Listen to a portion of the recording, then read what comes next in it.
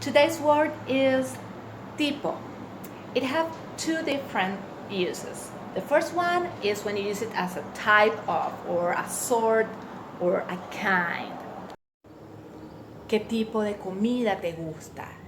Ese tratamiento no tiene ningún tipo de riesgo.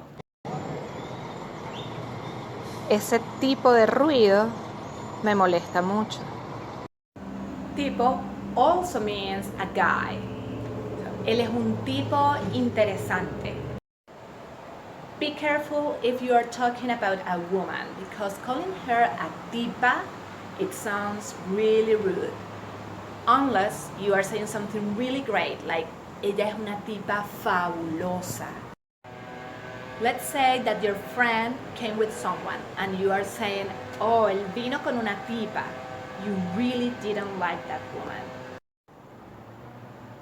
A mí no me gusta ese tipo de tipos. You can't use the expression hi guys like hola tipos. That wouldn't work.